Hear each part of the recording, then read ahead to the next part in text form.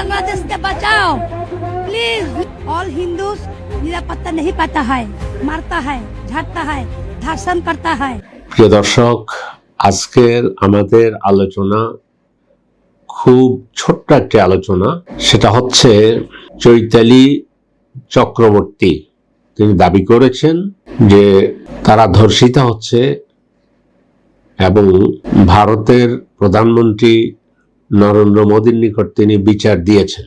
তো উনি নরেন্দ্র মোদীর নিকট কেন বিচার দিলেন, অথচ তিনি সুপ্রিম কোর্টের একজন আইনজীবী? তিনি সুপ্রিম কোর্টে বিচারটা দিতে পারতেন যে আমি ধর্ষিত হয়েছি এবং আমার সনাতনী ধর্মী আমার বোনেরা যারা আছে তারা ধর্ষিত হচ্ছে। बांग्लादेश के बचाओ प्लीज। ऑल हिंदूज निरापत्ता नहीं पाता है, मारता है, झाड़ता है, धर्षण करता है। তো তারা যখন ধর্ষিত হচ্ছে আমরা এই ধর্ষণের বিচার চাই।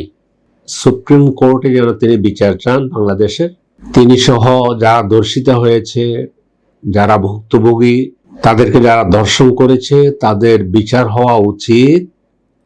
এবং এই ধর্ষণের পার্শ্ব প্রতিক্রিয়ায় ঈশ্বর না করুন, যদি কেউ গর্ভবতী হয়ে যায় অথবা কুমারীমা হয়ে যায় ধর্ষণের কারণে, সেটারও সম্পূর্ণ ক্ষতিপূরণ সহ সর্বোচ্চ শাস্তি দাবি করতেছি।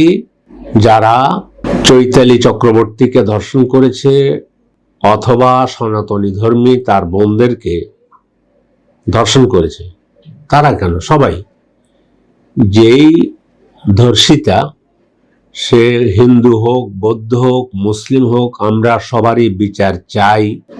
আর এদেশে যারা ধর্ষণের সেঞ্চুরি করেছে, ধর্ষণ করে 100 জনকে একজনেই ধর্ষণ করেছে, যাদের এই ইতিহাস আছে তাদেরও বিচার হওয়া উচিত বলে আমরা মনে করি। আমরা এদেশের সবাই নাগরিক, হিন্দু, বৌদ্ধ, খ্রিস্টান, মুসলিম, আমরা সবাই এদেশের নাগরিক। আমরা সবাই শান্তিতে থাকতে চাই। যারা ধর্ষিত হয়েছে তারা মাজলুম।